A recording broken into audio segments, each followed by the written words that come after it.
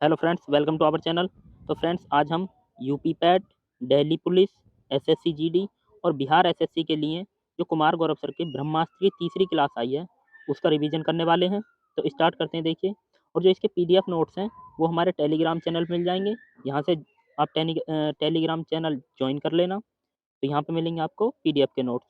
तो स्टार्ट करते हैं हम। देखिए, निम्न में से किस ट्रॉफी का संबंध क्रिकेट से है? तो क्रिकेट से किसका संबंध है? देखो, ये मैंने जितने भी ट्रॉफी से बनने वाले सवाल हो सकते हैं वो सारे लिए हैं इसमें। तो स्टार्ट करते हैं। देखो, रोबर्स कप, तो ये किससे संबंधित है? डूरंड कप, संतोष ट्रॉफी और सुब्रतो कप, ये चारों किससे संबंधित हैं? फुटबॉल से संबंधित हैं। तो आपको याद रखने हैं कि रोबर्स कप, डूरंड कप, संतोष ट्रॉफी और सुब्रतो कप, ये चारों के चारों फुटबॉल से संबंधित हैं। नेक्स्ट देखो, नेक्स्ट बात करें हम आगा खां कप, तो ये किससे संबंधित है? हॉकी से संबंधित है। नेक्स्ट आता है, देखो, नेक्स्ट बात करें कि अजलान शाह कप, तो ये भी किससे संबंधित है? हॉकी से संबंधित है। बेटन कप, ये भी हॉकी से संबंधित है। तो ये तीनों आपको हॉकी से संबंधित रखने हैं, आगा का कप, अजलान शाह कप और बेटन कप। नेक्स्ट बात करें डेविस कप, ग्रैंड स्लैम और हाफमैन कप, तो ये किससे संबंधित है? टेनिस से संबंधित है। नेक्स्ट आता है चड्ढा कप, थॉमस कप और उबेर कप, तो ये तीनों किससे संबंधित है? बैडमिंटन से संबंधित है। तो ये आपको याद रखने हैं। नेक्स्ट देखो, नेक्स्ट बात करें हम, नेक्स्ट आता है सुदीरमन कप, योनेक्स कप और रहमतुल्लाह कप, ये भी तीनों किससे संबंधित हैं? बैडमिंटन से संबंधित हैं। तो बैडमिंटन वाले ज़्यादा हैं, आपको याद रखने हैं ये सुदीरमन कप, योनेक्स कप और रहमतुल्लाह कप, ये बैडमिंटन से संबंधित हैं। नेक्स्ट आता है राइडर कप, तो राइडर कप और नोमुरा कप, तो नोमुरा ट्रॉफी किससे संबंधित है? ये गोल्फ से। तो राइडर कप और नोमुरा ट्रॉफी ये दोनों गोल्फ से संबंधित है, याद रखने हैं आपको। नेक्स्ट देखो, नेक्स्ट आता है वोल्टज ब्लिट्ज कप, तो ये किससे संबंधित है? टेनिस से संबंधित है। अर्जुन राजा ट्रॉफी, ये बास्केटबॉल से संबंधित है। एम एस दत्त ट्रॉफी, ये शूटिंग से संबंधित है। और वेलिंगटन ट्रॉफी, ये नौकायन से संबंधित है। तो याद रखने हैं आपको, वेलिंगटन ट्रॉफी नौकायन से संबंधित, जिसे इंग्लिश में बोलते हैं रोइंग।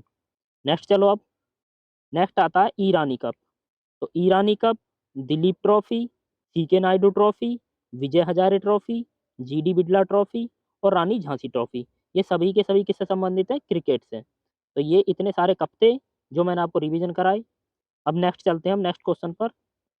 नेक्स्ट देखिए, नेक्स्ट दिया है कि निम्न में से किस राज्य का गठन 1987 को नहीं हुआ था? तो किसका नहीं हुआ था? अब हम जितने भी राज्य थे, किन-किन का गठन हुआ था, कब, वो सब देखने वाले हैं। स्टार्ट करते हैं। गोवा, तो ये है 1987 में हुआ था। छत्तीसगढ़, इसका गठन 2000 में हुआ था। उत्तराखंड और झारखंड, इन तीनों का कब हुआ था? सन 2000 के अंदर इनका गठन हुआ था। नेक्स्ट आता अरुणाचल प्रदेश, तो इसका होता 1987 में। नागालैंड, ये 1963 में बनता है। और महाराष्ट्र और गुजरात, ये दोनों कब बनते हैं? मई 1960 में। बॉम्बे से दो राष्ट्र बनते हैं, महाराष्ट्र और गुजरात, तो दो राज्य बनते हैं बॉम्बे से कटकर।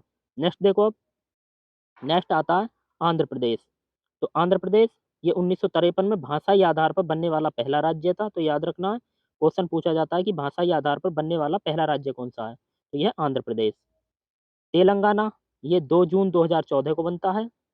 मणिपुर और त्रिपुरा, मेघालय, ये तीनों बनते हैं 21 जनवरी 1972 को। तो इनकी एक बार डेट पूछी गई थी कि तीनों का जो दिवस है वो किस दिन मनाया जाता है? 21 जनवरी को। तो याद रखना 21 जनवरी 1972। नेक्स्ट चलें हम, सिक्किम, तो सिक्किम होता है 1975 में बनता है हमारा राज्य। और किस अमेंडमेंट के द्वारा? तो 36वां संविधान संशोधन होता है, इसके द्वारा 1975 में सिक्किम को राज्य का दर्जा दिया जाता है। जम्मू और लद्दाख, तो ये 31 अक्टूबर 2019 को यूटी बनाए जाते हैं। दादर नगर हवेली और दमन दीव, इन दोनों को मिलाकर एक यूटी बनाया जाता है। और कब बनाया जाता है? 26 जनवरी 2020 को। तो दो यूटी मिलकर एक यूटी बनते हैं, और 26 जनवरी 2020 को। नेक्स्ट देखो अब, नेक्स्ट बात करें हम कि हिमाचल प्रदेश कब बनता है? 1971 को बनता है।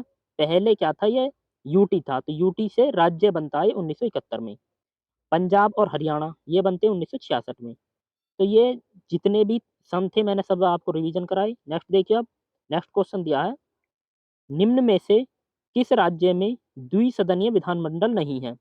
तो द्विसदनीय विधानमंडल ज़्यादातर में नहीं है, केवल 6 में है। तो कितनों में है? 6 राज्यों में विधानमंडल है द्विसदनात्मक, बाकियों में नहीं है। तो इन्हें देख लेते हैं। ट्रिक दी हुई है, देखो ट्रिक क्या है कि तू भी मज़ा कर, तू भी मज़ा कर।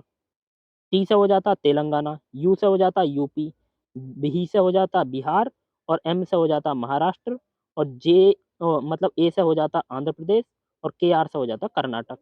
तो इन 6 राज्यों में क्या है? द्विसदनीय विधानमंडल है। जम्मू कश्मीर में थी पहले, लेकिन अब क्या हुआ? वो यूटी बन गया है अब। नेक्स्ट देखो अब, नेक्स्ट दिया क्वेश्चन कि पहला एशियन गेम्स कहाँ हुआ था? तो ये कहाँ पर हुआ था? तो जितने भी पहले से संबंधित हैं, पहले, तो मैंने सारे क्वेश्चन करा रहा हूँ जितने भी पहले से संबंधित है कि पहला कहाँ पर हुआ था। देखो हैमिल्टन, तो हैमिल्टन में क्या हुआ था?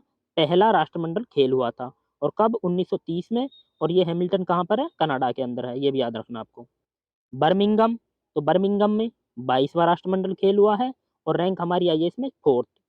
तो पहला कब हुआ था और अभी हाल ही वाला कब हुआ है, ये देखने वाले हम। नई दिल्ली, तो इसमें पहला एशियन गेम्स हुआ था और रैंक हमारी आई थी इसमें 2nd। तो पहले एशियन गेम्स 1951 में हुए थे। कब हुए थे? 1951 में और रैंक हमारी आई थी इसमें 2nd। नेक्स्ट देखो, होंगझोउ, क्योंकि एशियन गेम्स पहला नई दिल्ली में हो जाता है और हाल ही वाला जो 19वां हुआ वो कहाँ पर हुआ? होंगझू में। और इसमें हमारी रैंक कितनी आई है? 4th रैंक आई है। 107 पदक जीते थे जिसमें से 28 गोल्ड थे, तो ये भी याद रखना। एथेंस, इसमें पहला ओलंपिक गेम्स होता 1896 में। जबकि बात करें जो अभी हाल फिलहाल में हुआ वो टोक्यो में हुआ था, 32वां ओलंपिक था और इसमें हमारी रैंक आई थी 48। इसमें हमने 7 पदक जीते थे टोटल, 1 2 का 4 मतलब 1 गोल्ड 2 सिल्वर 4 ब्रॉन्ज। नेक्स्ट देखो, नेक्स्ट बात करें कि जो नेक्स्ट होगा वो कहाँ पर होगा? पेरिस में होगा। जो 33वां ओलंपिक होगा वो कहाँ पर होगा? पेरिस में होगा और 2024 के अंदर होगा। विक्टोरिया में क्या हुआ था? तो विक्टोरिया में अगला राष्ट्रमंडल खेल होगा 2026 के अंदर। जापान में क्या होगा? तो अगला जो 20वां एशियन गेम्स होगा वो होगा 2026 के अंदर। कहाँ पर? जापान में। नेक्स्ट देखो अब, नेक्स्ट क्वेश्चन दिया है कि निम्न में से किस संस्था का मुख्यालय यूएसए में नहीं है? तो देख लेते हैं मुख्यालयों के बारे में। जितने भी मुख्यालय हैं उन्हें सभी देखते हैं हम। जैसे यूएनओ, तो इसकी स्थापना 24 अक्टूबर 1945 को होती है और न्यूयॉर्क में, जो कि मैनहट्टन द्वीप पर इसका मुख्यालय है न्यूयॉर्क के अंदर। और इसमें 193वां सदस्य कौन बना यूएनओ का? साउथ सूडान, तो ये याद रखना आपको। आईएलओ, इंटरनेशनल लेबर ऑर्गेनाइजेशन, अंतर्राष्ट्रीय श्रम संगठन, तो इसकी स्थापना 1919 में होती है और मुख्यालय कहाँ पर है इसका? जिनेवा स्विट्जरलैंड में है। नेक्स्ट देखो, FAO, food and agriculture organisation, इसकी स्थापना 16 अक्टूबर 1945 को होती है और 16 अक्टूबर को हम वर्ल्ड फूड डे मनाते हैं, ये भी याद रखना आपको। और कहाँ है इसका हेडक्वार्टर? रोम, इटली के अंदर। नेक्स्ट आता है आईएमएफ, इंटरनेशनल मॉनेटरी फंड, तो इसकी स्थापना 1945 में होती है और 1944 के ब्रेटन वुड सम्मेलन के द्वारा इसकी स्थापना होती है। 190वां देश कौन सा है इसका? एंडोरा इसका 190वां देश है। और एसडीआर, जो कि 5 मुद्रा है इसके अंदर, स्पेशल ड्राइंग राइट, तो इसके अंदर कौन कौन सी मुद्रा हैं? एक तो जापान की येन है, एक यूएसए का डॉलर है, एक पाउंड स्टर्लिंग है और एक चाइना वाली है रेनमिनबी। तो 5 मुद्राएं आती हैं इसके अंदर। नेक्स्ट देखो, आईबीआरडी, तो आईबीआरडी को ही हम वर्ल्ड बैंक कहते हैं, तो ये भी याद रखना है। वर्ल्ड बैंक का दूसरा नाम क्या है? आईबीआरडी। हेडक्वार्टर कहाँ पर है इसका वर्ल्ड बैंक का? वाशिंगटन डीसी के अंदर है और इसके वर्तमान हेड कौन है? अजय बंगा है, तो ये भी याद रखना है। नेक्स्ट आते हैं यूनेस्को, तो यूनेस्को का मुख्यालय पेरिस में है, ये भी याद रखना आपको। नेक्स्ट देखो, डब्ल्यूएचओ, तो डब्ल्यूएचओ 7 अप्रैल 1948 में इसकी स्थापना होती है और हेडक्वार्टर इसका जिनेवा स्विट्जरलैंड में है, ये भी याद रखना है। और वर्तमान हेड कौन है इसके? टेड्रोस वर्तमान हेड है। नेक्स्ट देखो, ओपेक, तो ओपेक ये पेट्रोलियम निर्यातक देशों का समूह होता है और इसमें 1960 में इसकी स्थापना की गई थी। वियना ऑस्ट्रिया की राजधानी में इसका मुख्यालय है। नेक्स्ट देखो, डब्ल्यूटीओ, तो डब्ल्यूटीओ वर्ल्ड ट्रेड ऑर्गेनाइजेशन, विश्व व्यापार संगठन, इसकी स्थापना 1 जनवरी 1995 को होती है और हेडक्वार्टर इसका जिनेवा स्विट्जरलैंड में है। और इसमें टोटल देश कितने? 164 इसमें देश हैं। UNDP, United Nation Development Programme, तो इसका हेडक्वार्टर कहाँ पे है? न्यूयॉर्क में है और यह एचडीआई जारी करता है। तो एचडीआई कौन जारी करता है? यूएनडीपी, ह्यूमन डेवलपमेंट इंडेक्स, मानव विकास सूचकांक। नेक्स्ट देखो, नेक्स्ट आता है यूनिसेफ, तो यूनिसेफ का मुख्यालय कहाँ पर है? न्यूयॉर्क में है, ये याद रखना आपको। सार्क, तो सार्क को ही हम दक्षेस कहते हैं, तो ये याद रखना है। और इसमें मतलब 1985 में इसकी स्थापना होती है और हेडक्वार्टर कहाँ पर है इसका? काठमांडू, नेपाल के अंदर इसका हेडक्वार्टर है। तो इसमें टोटल 8 सदस्य हैं, तो ये भी याद रखना आपको।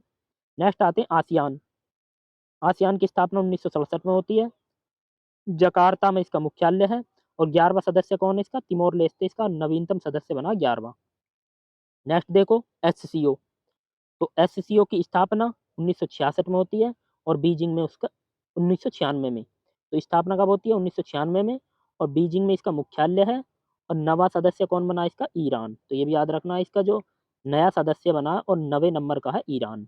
नेक्स्ट क्वेश्चन देखो अब, नाटो। तो नाटो का जो स्थापना हुई थी 1949 में इसकी स्थापना हुई थी। ब्रुसेल्स में इसका मुख्यालय है और 31वां सदस्य बना फिनलैंड। नेक्स्ट बात करें ईयू, यूरोपीय यूनियन की, तो 1993 में इसकी स्थापना होती है। ब्रुसेल्स में इसका मुख्यालय है और इसमें टोटल देश है 27 और ब्रेग्जिट के आधार पर ब्रिटेन इससे अलग हो गया है और मुद्रा कौन सी अपनाते हैं जो यूरोपीय यूनियन वाले हैं? यूरो को। तो यूरोपीय यूनियन में जितने देश हैं वो किस मुद्रा को अपनाते हैं? यूरो को। नेक्स्ट देखो एमनेस्टी इंटरनेशनल। तो एमनेस्टी इंटरनेशनल इसका मुख्यालय लंदन में है, ये याद रखना आपको। आईयूसीएन। तो आईयूसीएन की 1948 में इसकी स्थापना होती है और ग्लैंड स्विट्जरलैंड में इसका मुख्यालय है। और रेड डाटा बुक जारी करने वाला कौन है? आईयूसीएन है, International Union for Conservation Nature, ये इसकी फुल फॉर्म होती है। नेक्स्ट देखो UNEP, United Nation Environment Programme, तो ये इसकी फुल फॉर्म हो जाती है और 5 जून 1972 को इसकी स्थापना होती है। नैरोबी केन्या में इसका मुख्यालय है, याद रखना नैरोबी केन्या की राजधानी है। WWF। तो WWF की फुल फॉर्म होती है वर्ल्ड वाइल्ड लाइफ फंड, विश्व वन्यजीव कोष। इसकी स्थापना 1961 में होती है और ग्लैंड स्विट्जरलैंड में इसका मुख्यालय है। नेक्स्ट बात करें OECD, आर्थिक सहयोग एवं विकास संगठन, तो इसकी स्थापना 1967 में होती है और पेरिस में इसका मुख्यालय है। नेक्स्ट बात करें इंटरपोल की, तो 1923 में इसकी स्थापना होती है और लियोन्स फ्रांस में इसका मुख्यालय है। और हाल ही में इसकी बैठक कहाँ पर हुई है? तो न्यू दिल्ली में इसकी बैठक हुई है, ये भी याद रखना है क्योंकि भारत के अंदर हुई है तो हो सकता है पूछा जाए आपसे। नेक्स्ट क्वेश्चन देखो एडीबी, एशियाई डेवलपमेंट बैंक, तो इसकी स्थापना 1966 में होती है और मनीला में इसका मुख्यालय है जो कि फिलीपींस की राजधानी है। नेक्स्ट आता है इंटरनेशनल कोर्ट, तो इसका मुख्यालय कहाँ पर है? द हैग, नीदरलैंड के अंदर है। तो ये जितनी भी संस्थाएं थी मैंने आपको सभी के हेडक्वार्टर और इनकी कब स्थापना हुई थी ये सब बताए। नेक्स्ट क्वेश्चन पर चलते हैं अब। नेक्स्ट देखो, नेक्स्ट क्वेश्चन है कि दादा साहब फाल्के पुरस्कार जीतने वाले पहले व्यक्ति कौन थे? तो पहले व्यक्ति, अब जितने भी पहले व्यक्ति हैं वो देख लेते हैं और हाल फिलहाल में किसे मिला वो देख लेते हैं। डॉक्टर सर्वपल्ली राधाकृष्णन, सी राजगोपालाचारी और सीवी रमन। तो इन्हें पहला भारतीय रत्न पुरस्कार मिला था। जो भारत रत्न पुरस्कार है 1954 में दिया गया था, तो इन तीनों को सबसे पहली बार दिया गया था। प्रणब मुखर्जी, भूपेन हजारिका और नानाजी देशमुख, इन्हें 2019 वाला भारत रत्न दिया गया है और 2019 के बाद भारत रत्न नहीं दिया गया है, तो 2019 वाला आपको याद रखना है। नेक्स्ट क्वेश्चन देखो अब, मतलब नेक्स्ट पर चलते हैं हम। जी शंकर कुरूप, तो ये इन्हें कौन सा पुरस्कार मिला था? पहला ज्ञानपीठ पुरस्कार। तो पहला ज्ञानपीठ पुरस्कार जी शंकर कुरूप को 1965 में मिलता है और ये मलयालम कवि हैं। दामोदर मौजा, इन्हें 57वां ज्ञानपीठ पुरस्कार। देखो पहले वाला देख लेते हैं और जो 2022 या 23 में मतलब लास्ट में दिया गया वो देख लेते हैं। तो 57वां दिया गया अभी हाल फिलहाल में, किसे दिया गया है? दामोदर मौजा को, और कोंकणी भाषा के कवि हैं ये। नेक्स्ट बात करें हम हरिवंश राय बच्चन। तो हरिवंश राय बच्चन, इन्हें पहला सरस्वती सम्मान दिया गया था 1991 में और अभी हाल फिलहाल वाला शिव शंकरी को दिया गया है 32वां और सूर्यवंशम उपन्यास के लिए दिया गया है। तो ये भी याद रखना किस उपन्यास के लिए? सूर्यवंशम उपन्यास के लिए। नेक्स्ट बात करें रामविलास शर्मा, तो इन्हें पहला व्यास सम्मान दिया गया था 1991 के अंदर। जो सरस्वती सम्मान है और व्यास सम्मान है ये दोनों एक ही टाइम पर स्टार्ट हुए थे 1991 में। ज्ञान चतुर्वेदी, इन्हें हाल ही वाला मतलब 32वां सरस्वती सम्मान को व्यास सम्मान दिया गया और किस उपन्यास के लिए? पागलखाना उपन्यास के लिए। याद रखना है पहले और हाल फिलहाल वाले। नेक्स्ट आते हैं देवकी रानी। तो देविका रानी, पहला दादा साहब फाल्के पुरस्कार मिला था इन्हें 1969 के अंदर। आशा पारेख, 52वां दादा साहब फाल्के पुरस्कार मिला था इन्हें। और वहीदा रहमान, इन्हें जो 53वां भी 2023 में दिया गया है वो दिया गया है। रविंद्रनाथ टैगोर, इन्हें मतलब एशिया के पहले व्यक्ति जिन्हें साहित्य का नोबेल पुरस्कार मिला था। कब मिला था? 1913 में और गीतांजलि उपन्यास के लिए मिला था, ये भी याद रखना आपको। नेक्स्ट आते हैं अब रेड क्रॉस। तो रेड क्रॉस को इसे 3 बार नोबेल पुरस्कार मिल चुका है 1917 में, 1944 में और 1963 में। तो 3 बार नोबेल पुरस्कार पाने वाली संस्था कौन है? रेड क्रॉस है। हेनरी ड्यूरेट, तो इन्हें शांति का पहला नोबेल पुरस्कार मिला था और ये रेड क्रॉस के संस्थापक थे, ये भी याद रखना आपको। तो रेड क्रॉस के संस्थापक कौन थे? हेनरी ड्यूरेट, और इन्हें शांति का नोबेल पुरस्कार मिला था पहला वाला। नेक्स्ट चलते हैं हम रोंटजन। तो रोंटजन कौन थे? इन्होंने एक्स-रे की खोज की थी, जिसलिए इन्हें भौतिकी का पहला नोबेल पुरस्कार मिला था। एडवर्ड जेनर, इन्हें मेडिसिन का पहला नोबेल पुरस्कार मिला था और चेचक के टीके की खोज के लिए मिला था। तो चेचक का टीका किसने बनाया था? एडवर्ड जेनर ने। अरुंधति रॉय, ये पहली भारतीय महिला हैं जिन्हें मैन बुकर अवार्ड मिला था, और किसके लिए? The God of small things के लिए। तो याद रखना है, पहली भारतीय महिला जिन्हें मान बुकर पुरस्कार मिला था, और किसके लिए? द गॉड स्मॉल थिंग्स के लिए। नेक्स्ट देखो, वी एस नायपॉल, तो इन्हें पहले भारतीय थे ये जिन्हें मैन बुकर पुरस्कार मिला था, और किसके लिए? इन ए फ्री स्टेट के लिए। तो याद रखना आपको, वी एस नायपॉल पहले भारतीय मैन बुकर पुरस्कार पाने वाले, और किसके लिए? इन ए फ्री स्टेट के लिए।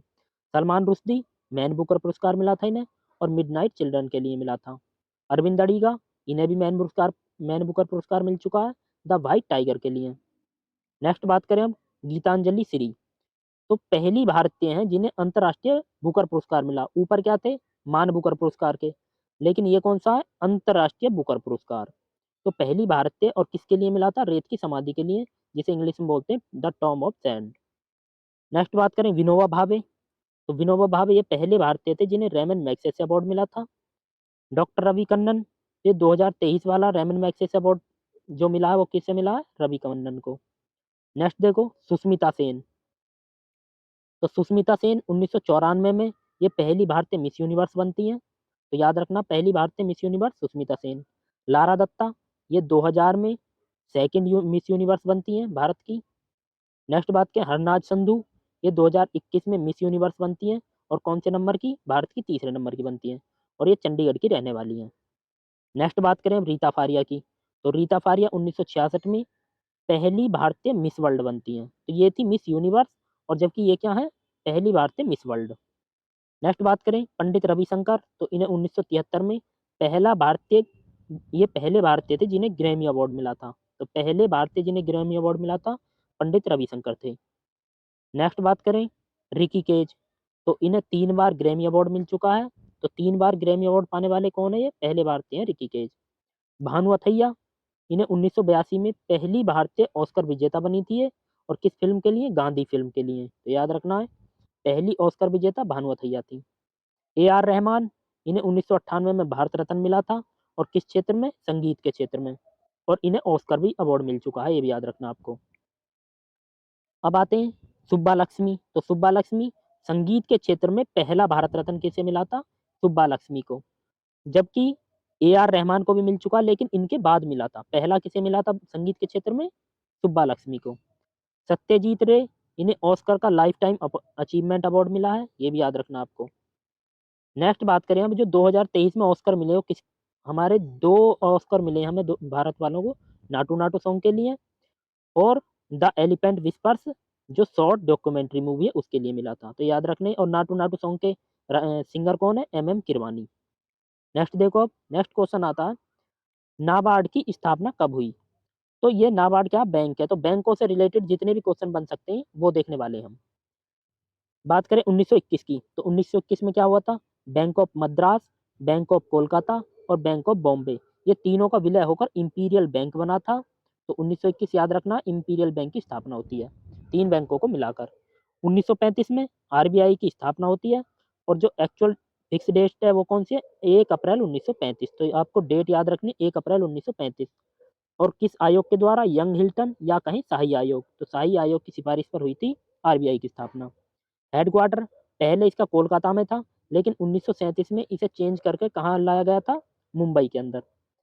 पहले गवर्नर कौन थे आरबीआई के? ओसबॉर्न स्मिथ थे। जबकि पहले भारतीय गवर्नर की बात करें तो वो सीडी देशमुख थे। नेक्स्ट देखो 1949, तो इसमें क्या होता है? आरबीआई का राष्ट्रीयकरण होता है। कब? 1 जनवरी 1949 को।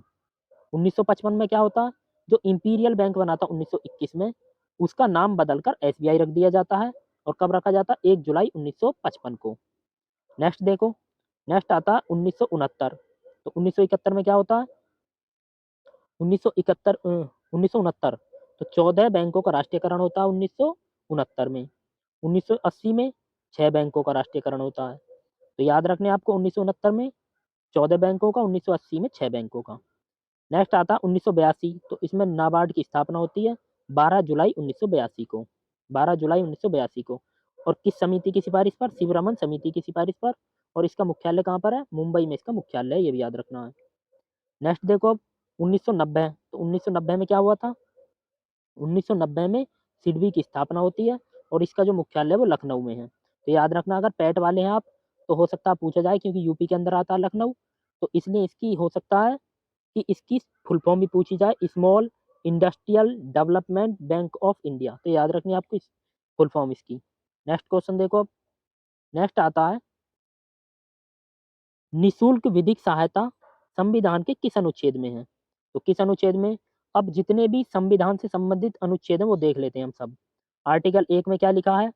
तो अनुच्छेद 1 में लिखा गया इंडिया और Bharat, India that is Bharat, जो इंडिया है वो भारत, वही भारत है और भारत राज्यों का संघ होगा, ये बात कही गई है। तो याद रखना आपको, इंडिया और भारत दोनों शब्द किस में दिए गए हैं? आर्टिकल 1 में। नेक्स्ट बात करें आर्टिकल 2। तो इसमें नए राज्यों के प्रवेश से संबंधित है आर्टिकल 2।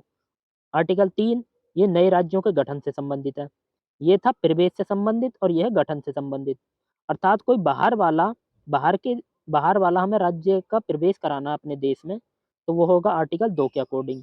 और हमें अपने ही देश में कोई अलग राज्य बनाना, जैसे तेलंगाना बना था, तो वो आर्टिकल 3 के अंदर आता है। अनुच्छेद 14 इसमें विधि के समक्ष समता या कहीं विधि का शासन, ये बात कही गई है। नेक्स्ट आता है अनुच्छेद 15। तो इसमें धर्म, वंश, जाति, लिंग और जन्म स्थान के आधार पर भेदभाव निषेध होगा, ये बात कही गई है। अनुच्छेद 17 अस्पृश्यता का अंत, छुआछूत का अंत। अनुच्छेद 18 उपाधियों का अंत। अनुच्छेद 19 एक ए ये विचार और अभिव्यक्ति की स्वतंत्रता दी गई है इसमें। अनुच्छेद 21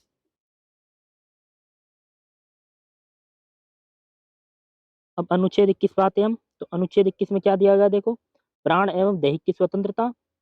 अनुच्छेद 21 ए राइट टू एजुकेशन, और ये 86वें संविधान संशोधन 2002 द्वारा जोड़ा जाता है, ये याद रखना आपको। अनुच्छेद 21 ए।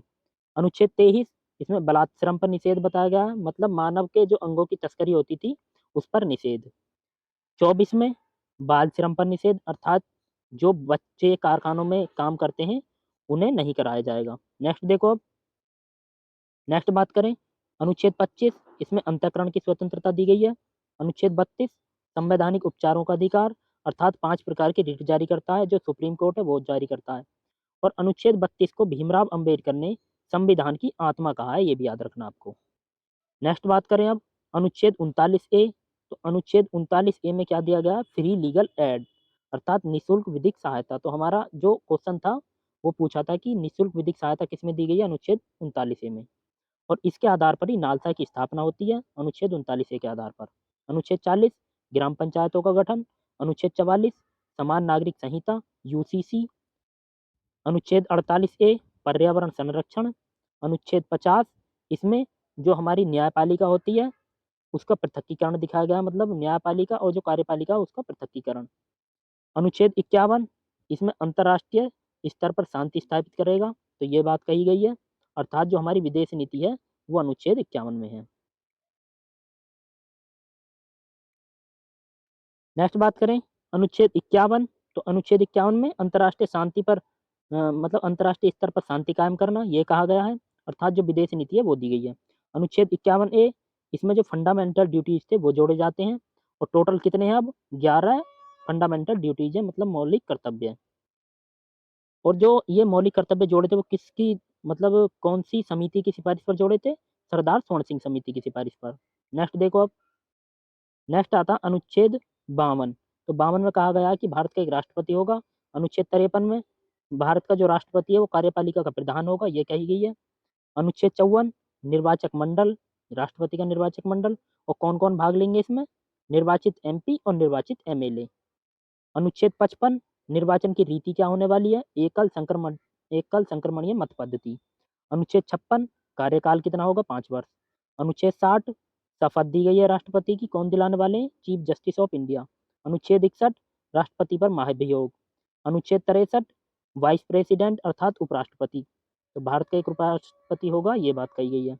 अनुच्छेद 64 वाइस प्रेसिडेंट राज्यसभा का सभापति होगा, अर्थात जो उपराष्ट्रपति है वो राज्यसभा का सभापति होगा। अनुच्छेद 71 प्रेसिडेंट या कहें उपराष्ट्रपति दोनों के चुनावी विवाद होंगे तो उसे कौन सुलझाएगा? Supreme court. अनुच्छेद 72 में राष्ट्रपति के क्षमादान की शक्ति दी गई है। अनुच्छेद 76 में महान्यायवादी। नेक्स्ट आते हैं अनुच्छेद 79। तो अनुच्छेद 79, 80 और 81, तो ये तीनों याद रखने साथ में सरला नाम से। से फोर हो जाता है संसद, रे फोर हो जाता है राज्यसभा, ये मैंने उल्टे लिख दिए, यहाँ पर आएगा राज्यसभा और यहाँ पर आएगा लोकसभा। सरला से याद रखने आपको। तो अनुच्छेद 79 में संसद, 80 में राज्यसभा और 81 में लोकसभा। नेक्स्ट देखो 108, तो 108 में संयुक्त बैठक दी गई है और अब तक कितनी बारी हुई है? 3 बार अब तक हो चुकी है। अनुच्छेद 110 धन विधेयक, और धन विधेयक तय करना किसका काम रहता है? लोकसभा स्पीकर का, कि कोई विधेयक धन विधेयक है या वित्त विधेयक है। अनुच्छेद 112 वार्षिक वित्तीय विवरण, जिसे बोलते हैं बजट। अनुच्छेद 123 में अध्यादेश। नेक्स्ट देखो अनुच्छेद 129, तो 129 में सुप्रीम कोर्ट एक अभिलेख न्यायालय, ये बात कही गई है। अनुच्छेद 148 कैग, जो हमारे सीएजी होते हैं, गिरीश चंद्र मुर्मू है फिलहाल में, तो वो किस में दिए गए हैं? अनुच्छेद 148। अनुच्छेद 153 राज्यपाल होगा, जो स्टेट होते हैं उनके। अनुच्छेद 213 राज्यपाल का अध्यादेश, और अनुच्छेद 226 हाईकोर्ट की रिट जारी करने की शक्ति, और ये फंडामेंटल राइट और लीगल राइट दोनों पर रिट जारी कर सकता है, जबकि सुप्रीम कोर्ट केवल फंडामेंटल राइट पर ही रिट जारी कर सकता है। अनुच्छेद 263 अंतर्राज्य परिषद, इंटर स्टेट काउंसिल। नेक्स्ट बात करें अनुच्छेद 279 ए, इसमें जीएसटी परिषद का उल्लेख है, और 101वां संविधान संशोधन होता है, विजय केलकर समिति की सिफारिश पर यह जोड़ी जाती है। तो जीएसटी परिषद याद रखना है। नेक्स्ट देखो अनुच्छेद 280, तो अनुच्छेद 280 वित्त आयोग दिया गया है इसमें। अनुच्छेद 300 ए, ये संपत्ति का अधिकार है इसमें, और ये कब जोड़ा जाता है? 44वें संविधान संशोधन 1978 के द्वारा। पहले क्या था? ये मौलिक अधिकार था, मौलिक अधिकार से हटाकर इसे विधिक अधिकार बनाया जाता है अनुच्छेद 300 ए में। अनुच्छेद 315 यूपीएससी संघ लोक सेवा आयोग का उल्लेख है। अनुच्छेद 324 निर्वाचन आयोग। अनुच्छेद 338 ए, इसमें national commission for scheduled tribe, 89वां संविधान संशोधन होता है, तब जोड़ा जाता है ये। अनुच्छेद 343 संघ की राज्य भाषा क्या होगी? ये कहा गया है। अनुच्छेद 352 राष्ट्रीय आपात, और अब तक कितनी बार लग चुका है? अब तक 3 बार ही लग चुका है राष्ट्रीय आपात। अनुच्छेद 356, तो 356 में राष्ट्रपति शासन दिया गया है। 360 में वित्तीय आपात दिया गया है, और 368 में संविधान संशोधन की प्रक्रिया। और ये किस में आता है? भाग 20 के अंदर आता है, और ये हमने कहाँ से ली है? तो अनुच्छेद कहाँ से लिए? साउथ अफ्रीका से लिए। तो याद रखने आपको, जितने भी आर्टिकल थे वो मैंने आपको रिवीजन कराए। नेक्स्ट देखो आप क्वेश्चन। नेक्स्ट क्वेश्चन दिया है कि असत्य कथन को पहचानिए। दिया है कि सतलज नदी भारत में प्रवेश सिपकिला दर्रे से होता है। तो सतलज नदी का जो भारत में प्रवेश होता है वो सिपकिला दर्रे से होता है, बिल्कुल सही बात है। लेकिन इसमें असत्य कथन पूछा है, और सिपकिला दर्रा कहाँ पर है? हिमाचल प्रदेश में है। नेक्स्ट बात करें अलकनंदा और भागीरथी नदी का संगम कहाँ पर होता है? देवप्रयाग में होता है, ये भी सही है। माता टीला बांध तो किस नदी पर है? बेतवा नदी पर है, ये भी सही है। दामोदर नदी घाटी को भारत का रूर क्षेत्र कहते हैं, अर्थात काला प्रदेश कहते हैं, तो ये भी बात सही है। और काला क्यों कहते हैं? कोयले की वजह से। सोन नदी और नर्मदा नदी ये अमरकंटक की पहाड़ियों से निकलती है, तो ये भी सही बात है। नेक्स्ट देखो अब। नेक्स्ट दिया है गंगटोक डॉल्फिन को 2009 में राष्ट्रीय जलीय जीव का दर्जा दिया गया, तो ये भी सही है। 5 अक्टूबर 2009 को राष्ट्रीय जलीय जीव बनाया जाता है, किसको? गंगेटिक डॉल्फिन को। नेक्स्ट दे रखा है कि जो ब्रह्मपुत्र नदी है उसे तिब्बत में सांगपो कहते हैं, तो ये भी सही बात है। कामेंग, लोहित, तीस्ता, मानस, ये किसकी सहायक नदी है? ब्रह्मपुत्र की सहायक नदी है, ये भी सही बात है। माजुली द्वीप ब्रह्मपुत्र नदी पर स्थित है, ये भी सही बात है। नर्मदा नदी, ताप्ती नदी और माही नदी ये बंगाल की खाड़ी में गिरती हैं, तो ये बात गलत हो जाती है। बंगाल की खाड़ी में नहीं गिरती, ये कहाँ पर गिरती हैं? अरब सागर में गिरती हैं, याद रखना आपको। नर्मदा, ताप्ती और माही कहाँ पर गिरती हैं तीनों? ये गिरती हैं आपके अरब सागर में। नासिक, गोदावरी, मतलब नासिक जो है वो गोदावरी नदी के किनारे स्थित है, तो ये बात सही है बिल्कुल। और जो गोदावरी नदी है ये कहाँ से निकलती है? त्र्यंबकेश्वर से निकलती है, ये भी याद रखना है। इंद्रावती, पेनगंगा, गोदावरी की सहायक नदी हैं। तो ये भी सही बात है, जो इंद्रावती है और पेनगंगा दोनों किसकी सहायक नदी हैं? गोदावरी की। नेक्स्ट देखो, कृष्णा नदी का उद्गम महाबलेश्वर की पहाड़ी से होता है। तो ये बिल्कुल सही बात है। तुंगभद्रा, कोयना, कृष्णा नदी की सहायक नदी हैं। तो ये भी सही बात है। और कृष्णा नदी पर अलमाटी बांध स्थित है, और कहाँ पर है ये? कर्नाटक में। तो कर्नाटक में कृष्णा नदी पर कौन सा बांध स्थित है? अलमाटी बांध। कुर्ग के ब्रह्मगिरी पहाड़ी से कावेरी नदी का उद्गम होता है, सही बात है बिल्कुल। और कावेरी नदी पर ही कौन सा बांध है? मेट्टूर बांध है, जो कि तमिलनाडु में है। हेमवती, काबिनी, कावेरी की सहायक नदी है। तो ये भी सही बात है, कावेरी की सहायक नदी है कौन कौन सी? हेमवती और काबिनी। नेक्स्ट बात करें अब, ये तो हो जाती है नदी। अब हमने इसमें गंगा नदी का जिक्र नहीं किया, तो गंगा नदी का हम तंत्र देख लेते हैं कि इसकी कौन कौन सी सहायक नदी हैं। तो ये मैंने गंगा नदी का चित्र बनाया। इसकी सहायक नदी रामगंगा, गोमती, घाघरा, गंडक, कोसी और महानंदा। तो ये हो जाती है इसकी सहायक नदी। ये तो हो जाती है बाएं सहायक नदी, जबकि दाएं सहायक कौन है? यमुना नदी है और सोन नदी है। ये भी याद रखनी है आपको। और जो सहायक मतलब जो यमुना नदी और गंगा नदी मिलती है, वो कहाँ पर मिलती है? प्रयागराज में मिलती है। कोसी को बिहार का शौक कहा जाता है, ये याद रखना। जो 2022 में पैट का पेपर हुआ था, उसमें क्वेश्चन पूछा गया था कि बिहार का शौक किसे कहा जाता है। अब ये तो हो जाती है गंगा की। बात करें यमुना की, कौन कौन सी सहायक नदी है? चंबल, सिंध, बेतवा, केन। तो ये हो जाती है किसकी? यमुना नदी की सहायक नदी। नेक्स्ट देखो अब, नेक्स्ट बात करें जोग जलप्रपात। तो जोग जलप्रपात किस नदी पर है? शरावती नदी पर है। तो ये कहाँ पर है? और कर्नाटक में है, ये भी याद रखना आपको। कर्नाटक में जोग जलप्रपात है शरावती नदी पर। इडुक्की बांध परियोजना पेरियार नदी पर स्थित है। तो ये भी सही बात है। और कहाँ पर है ये? केरल में है इडुक्की बांध। धुआंधार जलप्रपात चंबल नदी पर है। तो ये गलत हो जाता है। ये चंबल नदी पर नहीं है, बल्कि किस पर है? नर्मदा नदी पर। और नर्मदा नदी पर ओंकारेश्वर बांध भी स्थित है, ये भी याद रखना आपको। तो ये हमारे नदियों से संबंधित क्वेश्चन हो जाते हैं। नेक्स्ट चलते हैं, अब देखो। नेक्स्ट आता है चौथी पंचवर्षीय योजना का कार्यकाल क्या था? तो कार्यकाल देख लेते हैं। पहली का क्या था? 1951 से 56 तक था, पहली का। और इसमें नदी घाटी परियोजनाओं पर ध्यान दिया गया था। और किस मॉडल पर आधारित थी ये? हेराल्ड डोमर मॉडल पर आधारित थी। और कृषि पर इस पर ध्यान दिया जाता है। नेक्स्ट आती है 1956 से 61 तक, कौन सी रहती है? सेकंड पंचवर्षीय योजना। और इसमें 3 प्लांट लगाए जाते हैं, दुर्गापुर, भिलाई और राउरकेला। और जो दुर्गापुर होता है, कहाँ पर है? वेस्ट बंगाल में। और किसके सहयोग से लगाया गया था? यूके, यूनाइटेड किंगडम के। भिलाई ये छत्तीसगढ़ में है और रूस के सहयोग से लगाया गया था। और राउरकेला ये उड़ीसा में है, जर्मनी के सहयोग से लगाया गया था। तो याद रखने आपको, 3 प्लांट लगाए गए थे सेकंड पंचवर्षीय योजना में। नेक्स्ट देखो, जो सेकंड पंचवर्षीय योजना थी वो किस मॉडल पर थी? पीसी महालनोबिस पर, ये भी याद रखना आपको। 1961 से 66 तक कौन सी रहती है? तीसरी पंचवर्षीय योजना रहती है। और इसमें बोकारो प्लांट लगाया जाता है, जो कि झारखंड के अंदर है। और किसके सहयोग से? रूस के सहयोग से। नेक्स्ट देखो, नेक्स्ट आता है कि 1967, 68 और 1969, ये 3 वर्ष का योजना अवकाश रहता है। तो ये आपको याद रखने, 3 5 ईयर प्लान, उसके बाद 3 वर्ष का योजना अवकाश रहता है। 1969 से 74 ये चौथी पंचवर्षीय योजना होती है। और 1974 से 78 तक पांचवी पंचवर्षीय योजना होती है। और इन 2 पंचवर्षीय योजनाओं के बाद 2 वर्ष का रोलिंग प्लान होता है। तो 3 वर्ष, पहली वाली 3 पंचवर्षीय योजना, 3 वर्ष का 5 वो रहता है योजना अवकाश। उसके बाद 2 आती हैं, तो 2 वर्ष का रोलिंग प्लान रहता है। और किस मॉडल पर था ये? गुन्नार मॉडल पर आधारित है, ये भी याद रखना है। और उस टाइम पर पीएम कौन थे? मोरारजी लाल देसाई। नेक्स्ट देखो, नेक्स्ट आता है 1980 से 85 तक, कौन सी रहती है? छठी पंचवर्षीय योजना। और 85 से 90 तक 7वीं पंचवर्षीय योजना। और इसके बाद फिर से 2 वर्षों का योजना अवकाश रहता है, 1990 से 91 और 91 से 92, ये योजना अवकाश रहता है।